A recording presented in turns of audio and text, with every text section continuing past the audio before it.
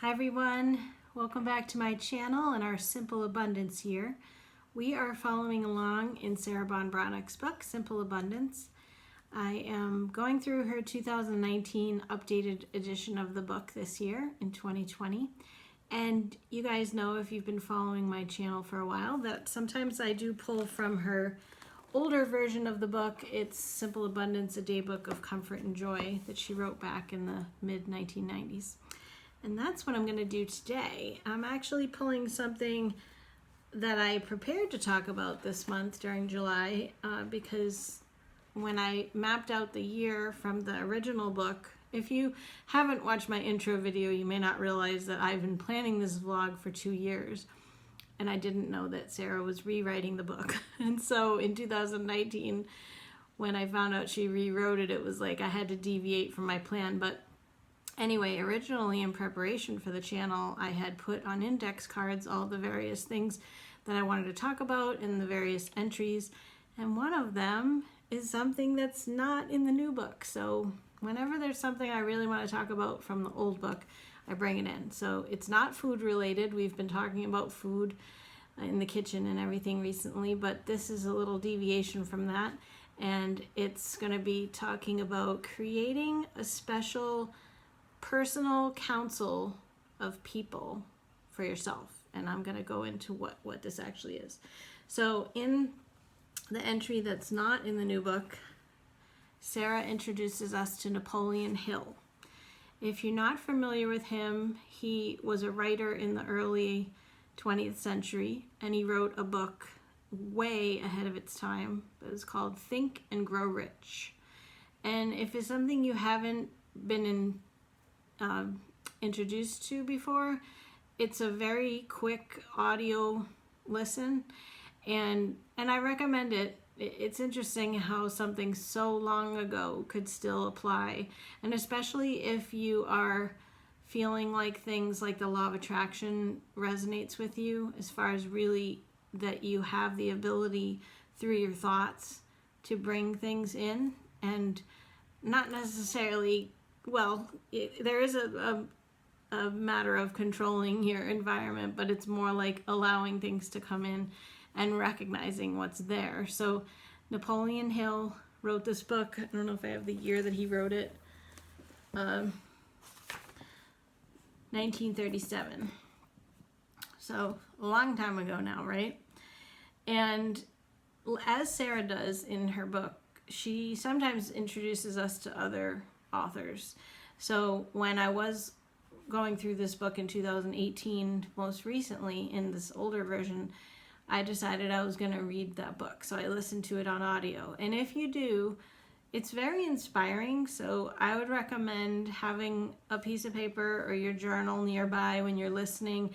And then even in life, after the first month or so after you've listened to that, jotting down anything that really comes to your mind, like ideas that you might have. Now, he does write it sort of from the perspective of inspiring people to be entrepreneurs. But even if you've never wanted to have your own business, or you feel like that just doesn't fit with your comfort level, or anything that it's ever been like a pull that you've wanted to do, I still feel like you will get something out of it, especially if you're wanting to manifest money and success in your life.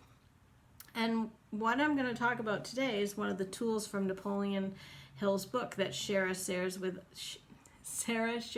us in this entry. So she says, one of the secrets that Hill discovered was that many successful dreamers enjoy personal reveries with their role models.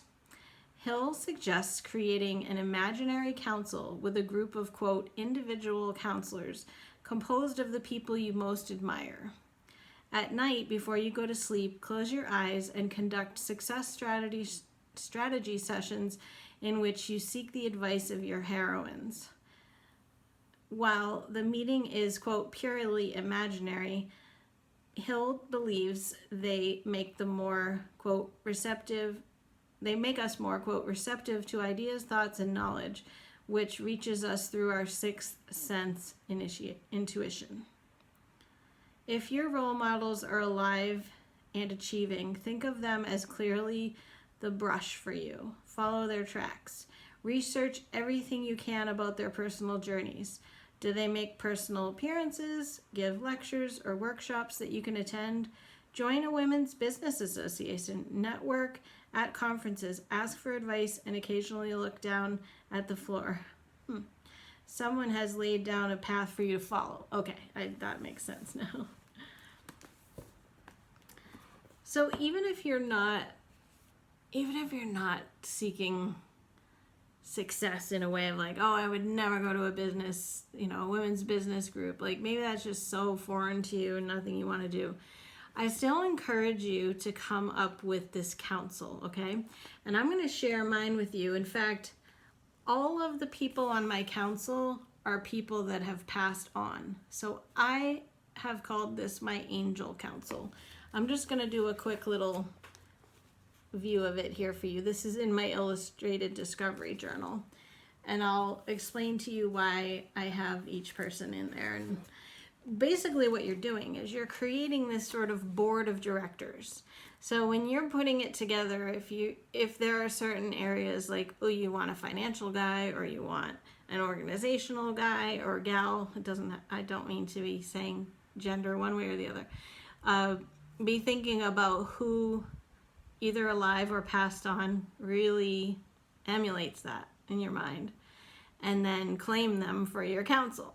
And then what I did was I just went on and took the images of the people and put them all on a piece of paper and printed out and pasted it in my illustrated discovery journal.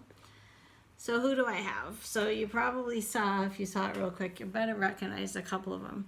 Of course, how many times have I mentioned Mr. Rogers on the channel? He was on the top left. And so the reason I chose him was because I feel like he represents love, kindness, acceptance, delight, understanding, comfort, and play.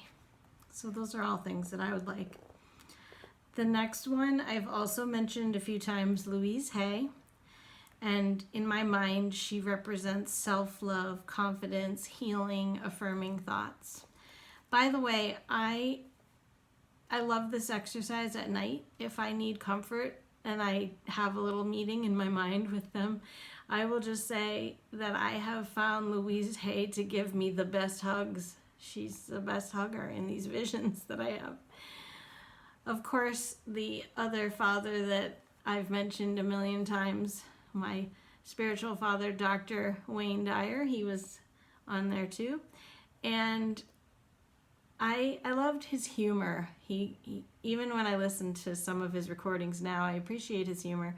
So I have humor, love, power of thoughts, stability, comfort, strength, and wisdom.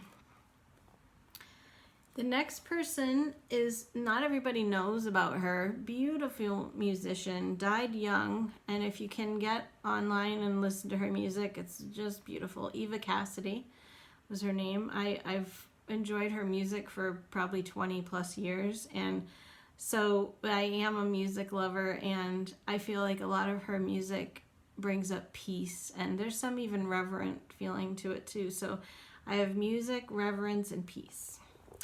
And on that same note, I had, you might have seen him too, John Lennon is on there too. And I didn't put the camera so that normally you can see the Imagine sign in my office. You guys have seen that before in other videos, but that's one of my favorite songs of all time.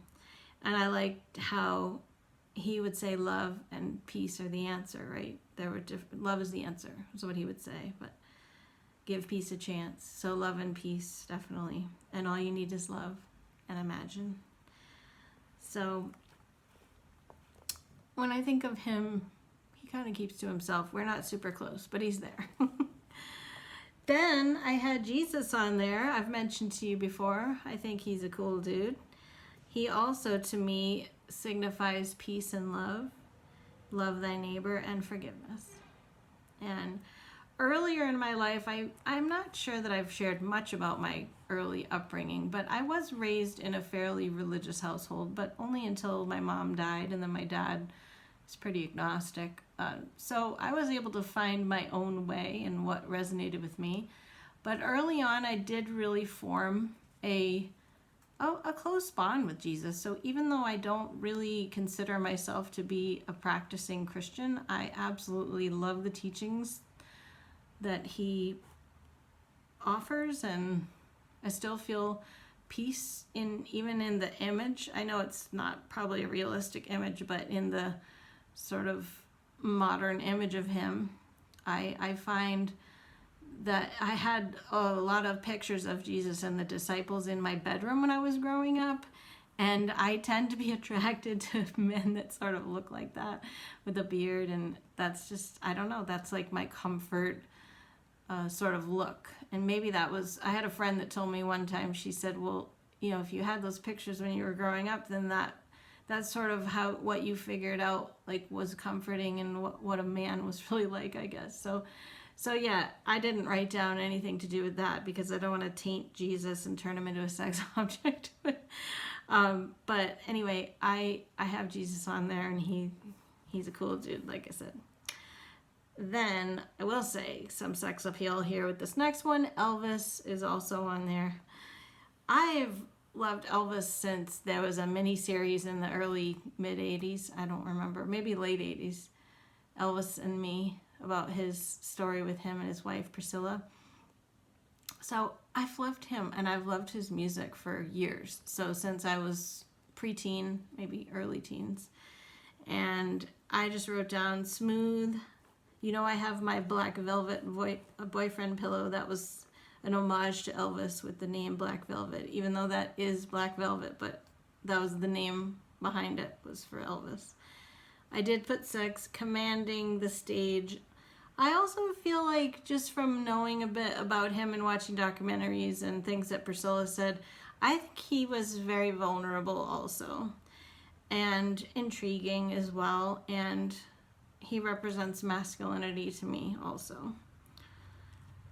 And then there are two gentlemen on there too that you wouldn't know, but they were people, the business that I owned up until just recently. When I started my business, it was a part of a larger organization, and the two of them ended up dying early on. One of them was a founder and another one was the CEO, and I had personal relationships with them that, you know, extended beyond their help in helping me with my business and getting my business started. So I took both of their deaths very, very hard. They were both very shocking. Like, one died basically overnight, just unexpectedly, and the other one, all of a sudden, within a week, died of stage 5 cancer that he didn't even know he had until he, you know, broke a bone, and then they said, oh, you're dying. So in both cases, it was a very shocking loss, but I haven't updated this in 2 years, and now with my life being in transition and my business ending, I still feel like I probably would leave them on there, because I did feel like they were, one of them especially was he even said something like, you can think of me as a second father. He had a very fatherly feel. And the other one, I just felt like, was very business minded, and he did all the finances for the organization. So I can see them both, they're both on the other side, like all of my angels, and I could see them both still continuing to help me, even though I'm not on that particular business venture any longer. Speaking of business, and you guys know if you've watched all my videos, and my most recent video about my planner, that was about a month ago, I think. That video, by the way, is getting insane views. I know there's this huge planning committee or planning community out there, so tons of people are watching that video on the planner system that I did. So I think it's Stephen Covey. He was the Covey part of Franklin Covey that I talked about in that video, and he has also passed on, and he wrote those books, like I mentioned, 7 Habits of Highly Successful People and other 7 Habits books. And because I've been a connoisseur of the Franklin Covey planning system for 17 years at least, maybe closer to 20, he was on my list because I really would love to have his sense of the 7 habits and just his way of life. So he's on there. I think my list is a mix of well, so I have one more person, but well, and I'll just say it and then I'll give my whole thing. So my last one is Patrick Swayze. And isn't that interesting? He kept coming to my mind as I was making this list. And I've only seen a couple of his movies. It's not like I was a huge fan, but I love the story of him and his wife, and I did watch some documentaries about his later years and how much he put a fight against the pancreatic cancer that he had, and he just seemed like such a warm, genuine guy. And so he made my list, and I did put long-term love, vibrancy, because I felt like even till the end he just had this inner light. You know how we talked about some people do? I saw that. And dancing and his smile. I think his smile is sweet. So what I was going to say, oh, and I forgot, my 2 cats are on there too. So Rocky and Lily, my 2 cats that have passed on. And so I just put the kitties are invited too. And I love the dreams where my cats come to visit me. Lily was my ex-husband's cat, and I didn't have like a super strong bond with her. I was of course devastated when she passed away, but I was more closely connected with Rocky. He was my first Maine Coon cat, and he comes to me more in dreams. Lily is not always there. That's what I was going to say about her, and it's probably just because I'm not as connected to her, but I love when Rocky comes to my dreams. In fact, I've had experiences where I've either been hypnotized or I'm getting an energy healing, and I may be just really connected and starting to see sort of visions. I've never really shared with you guys, but I'm not psychic, but I do feel like my intuition is strong. And in fact, actually in that intuition video that I did back when we did the senses, I did share with you guys that I can see colors sometimes. Like if I'm having energy work done on me and I have my eyes closed, I can actually feel various colors. And if you know about the chakras that I mentioned, sometimes I will feel like a very, very strong particular color, and then the person will start to work on another part, and then another color comes in. So it's pretty neat. So I'm sure that's an intuitive thing that I could work on. I've been told from people like, oh, you're a healer, you need to go take classes and develop that, but I haven't felt compelled to do that. Anyway, long rant about that, but I was just going to say that sometimes when I'm in one of those very relaxed states and I can connect with my higher self, that Rocky, my kitty, he comes to me sometimes and he's there with me. So he's a part of my healing. So the kitties are definitely a part of my council. So back to what I was going to say about my council. Isn't it interesting how it's such a mix of obviously like the love and the peace and the balance part of me, and then it's also like the practical business sense, and I feel like I have a well-rounded group. Like if I needed to go to them and have a conversation about something, that there would be someone there that could offer either like the emotional or the intellectual side of things that I needed. So that is an activity that you may consider. And even if you just go in your journal, like I'm reading out of my journal where I had written down the reasons why I chose each of the people. You don't have to make a visual representation of it. I just went, I like creative projects, so I just went that extra step and did that. But give some thought to who are the people that you really admire. And if it's not like a business thing, then maybe it is more of an emotional, spiritual thing for you. It could even be your actual angels. Like there are some people that connect with particular angels. So maybe it's an angel or it's a spiritual entity of some kind, and get those together and really use that as a tool, because those last few minutes when you are going to sleep, you're on the verge of that crossover period of just like letting go. Your mind just kind of goes when of course your dreams can be vivid, but use those few minutes as you're falling asleep for that comfort and maybe even advice. Maybe you want to go to them and tell them about your day, or get a hug from somebody. Like, I really feel like I can feel the hug from Louise. And I didn't know her, you know. I just feel like she's another one that I would say, like when I was talking to you guys from the lake the other day about how sometimes you just connect with a writer and you feel like they know you and you could sit down with them and have tea. I feel that way about Louise Hay too. So she's a comfort to me. And probably because I listen to her morning meditation, she's just like a part of my everyday life too. So she easily connects.